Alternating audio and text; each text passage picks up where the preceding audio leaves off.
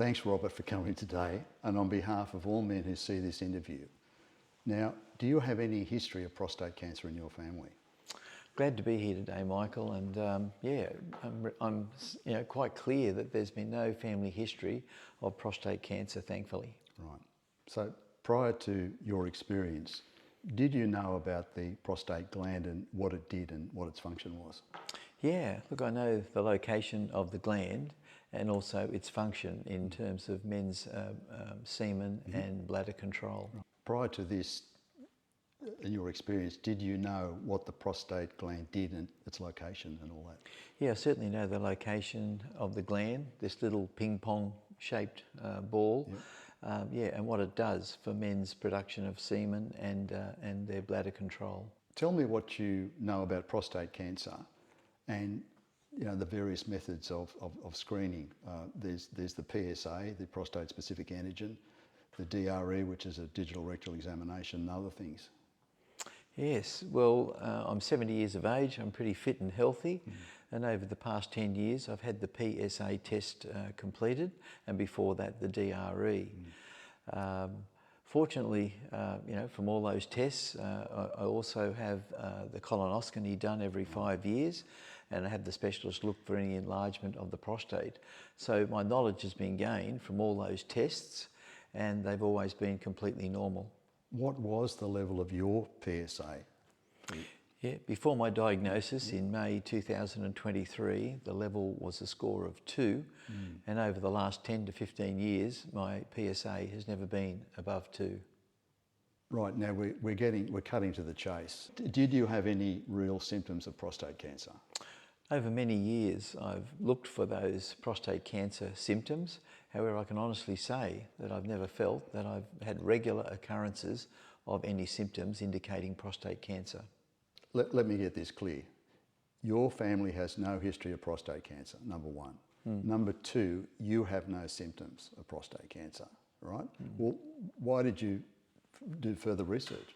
Yeah, I guess I've got an inquiring nature, Michael, because I was due to go in to see my doctor for the referral to get my blood test done in May 2024. And I was just sitting around thinking, could you have prostate cancer with a low PSA? So I jumped on the computer and I started to research that. So what did you discover? Okay, well, from the research off the internet, it demonstrated to me that 27% of men are presenting with prostate cancer in the ages between 60 and 80 with low PSA of 4 or less. So you've done that bit. Did you do any further research before seeing your GP? Yeah, well, my natural thinking was, okay, if PSA isn't the best test, is there something else that might pick it up? And the internet came back and said, yes, an MRI is the best way to pick up prostate cancer. It is the most non-invasive test, and it actually brings up the best result. Right. So you've got the MRI information. Did you ask your GP for a referral for an MRI? Yep, I didn't leave the GP without a referral for an MRI, Michael. But at the same time, she said, yes, you can go and get the MRI done. It's going to cost you approximately $475, and there's no Medicare rebate. No, none at all? No. What happened next? Okay, well, I had my referral to an MRI, and I had that done out at Parramatta. And 3 days later, my GP rang me and said, thank God you did your research and prompted me to give you the MRI referral, because the MRI results are that it has found 2 cancerous tumours on your prostate. Wow, that's incredible. So how did you tell your wife and kids? Well, fortunately, my GP is both my wife's GP and my daughter's GP. Andy. So we've got a great family connection. So I asked my GP, would she mind talking to a family gathering so that she could convey the results of the MRI, and also her thought that the MRI indicated that the tumours were contained within the prostate, and that there should be a good recovery if I undergo the correct treatment. Right. You're sort of in a reasonable place, but how did you feel emotionally? It's a big kick for you. Yeah. Well, Michael, big surprise. I'm sure anyone who's had the news that they've got cancer would be affected mentally. So there were periods of highs and lows, but throughout the whole period I continued to try and remain in a problem-solving, positive mode.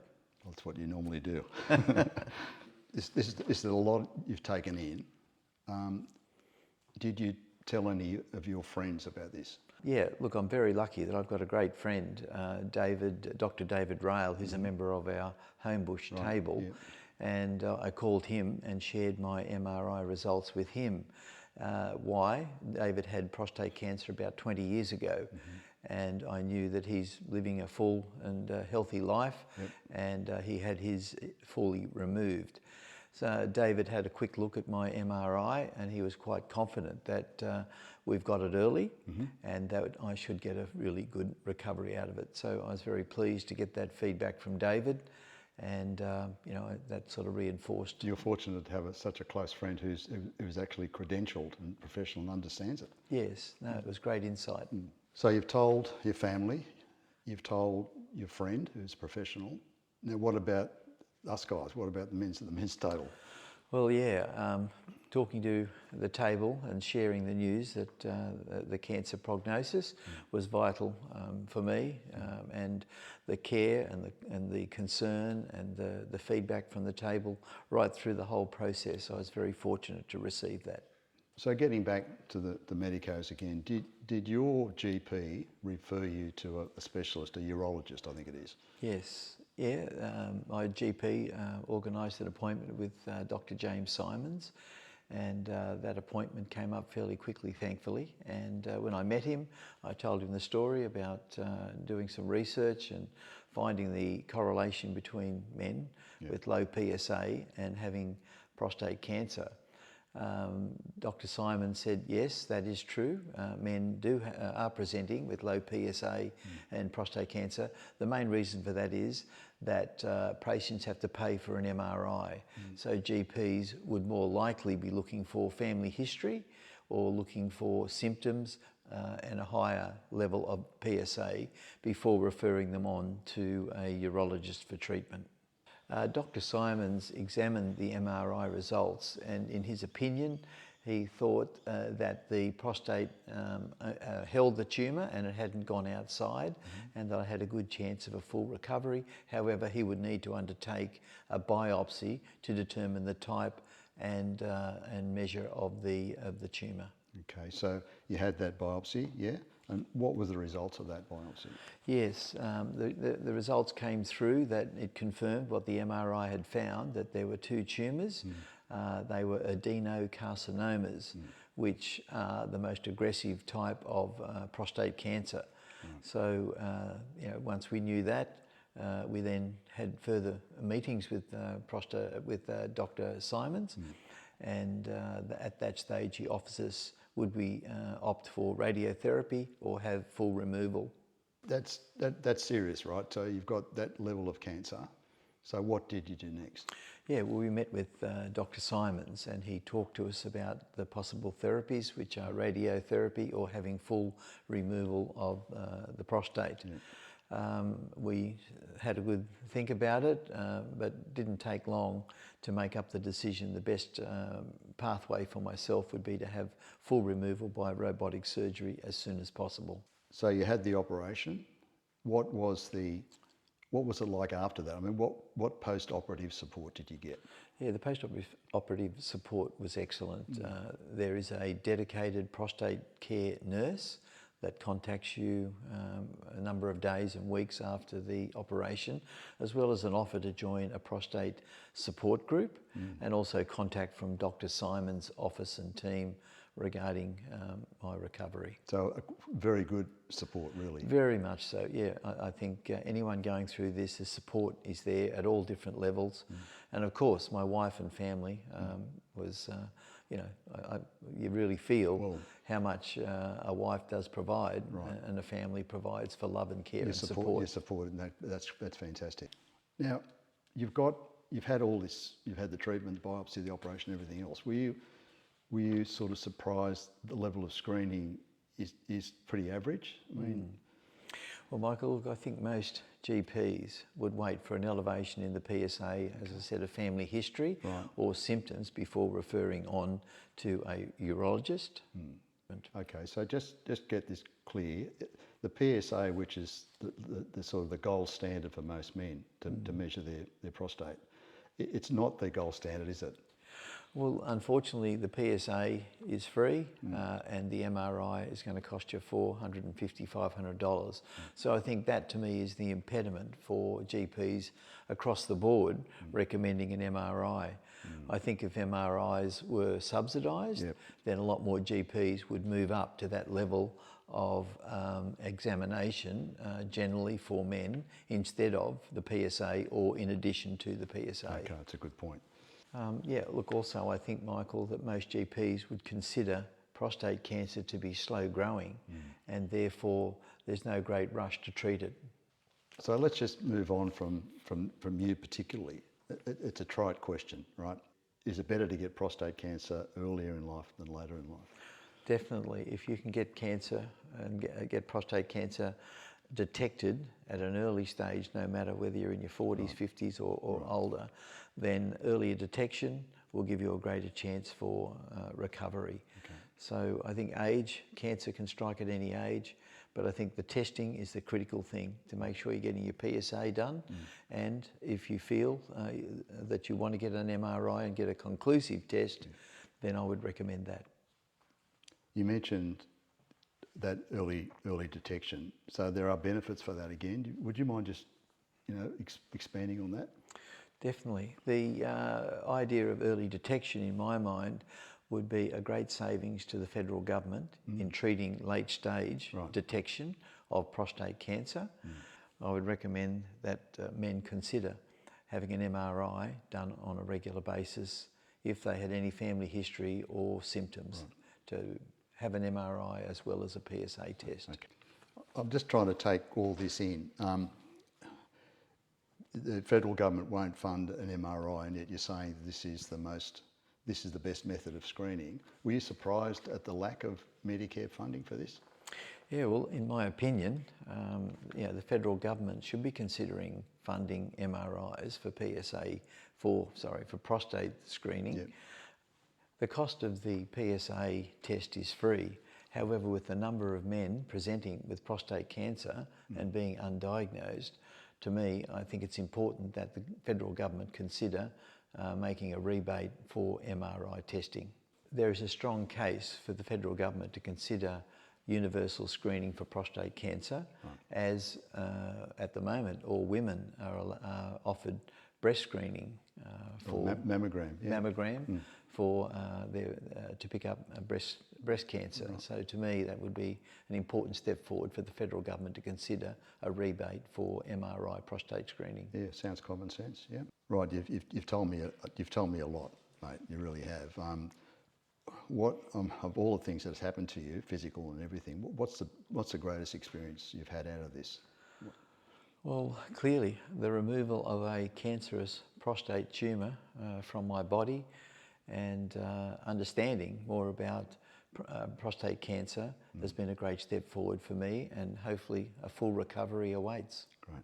Removal of the prostate and the cancer from my body has been a wonderful, I guess, experience in terms of knowing that my family and my friends who've all supported me through this are now, welcoming a situation where I can look forward to living a long and healthy life. So you're fortunate in a way. You've got this great support group around you to help you with that.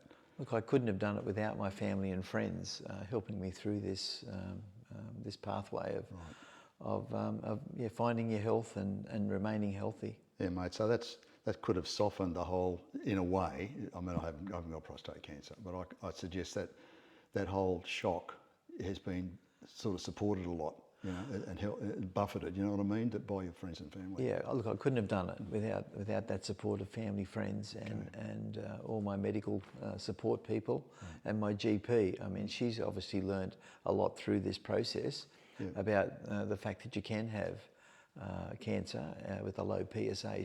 So that awareness now I think is good for her and the men that go to see, her patients. Well, that's probably one of the big things out of this, isn't it? To get to men out there, really to really understand that you've really got to talk to your GP, and you've got to really put them on notice that you want more screening. If you have any doubt whatsoever that it is available, and be proactive in this, yeah.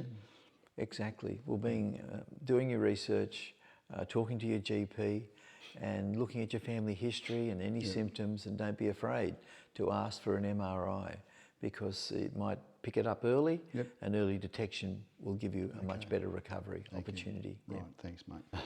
It's a lot to take in, seriously. I mean, we're talking about a very, very serious subject for men, and what I'd suggest is one, I'm guessing this, right? A lot of men don't fully understand what they're doing.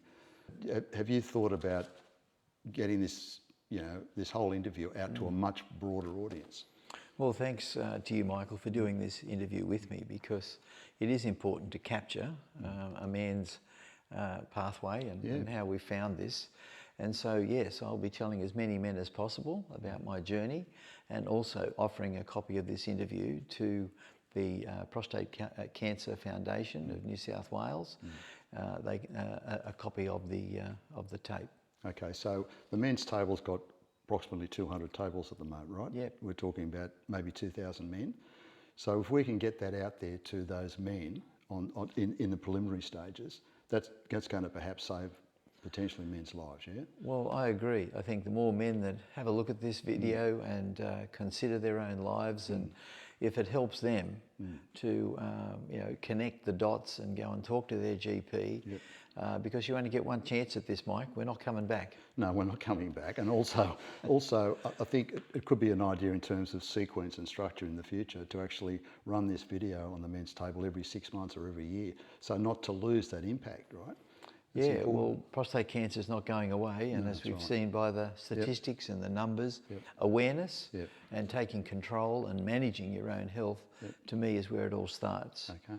You have to be proactive, and you can't just go to the doctor and expect the doctor to know everything that's going on and being a sort of a sounding board for you. I think you've got to go in there with a written plan to make sure that all your answers, all the questions that you have are provided in a very, very important and timely manner, so that you can plan certain things down the track or tests down the track that are going to give you the best quality of life. Well, it's worth repeating, because you have no symptoms of prostate cancer. You didn't have any family history of prostate cancer, and yet you just decided to investigate, right? Now that's unbelievable. If that message got to a lot of men that said, look, if they doubt that, well, I've got a low PSA, I just might take an extra step. That would be good too, wouldn't it? Yeah, look, again, I think you've got to take control of your health, because when you hand your health over to someone else, you're leaving it in their hands. So to me, I think each man needs to think about their family history, any symptoms, and talk to their doctor about PSA testing. A lot of men I know aren't getting PSA tests, Mike. Yeah, I know. It seems to me the same, and it just seems to be a bit of ignorance out there. But you're a textbook case in what you've done so far, mate. Well, thank you very much, and glad to be here. Just to repeat, PSA is free, MRI is expensive, $500 roughly. Okay. Were you surprised that at the level of Medicare funding for this? Look, I think the whole aspect of men's health needs to be re-examined by the federal government. My main reason for that is that if they can find the cause of prostate cancer, that could go a long way towards helping so many men.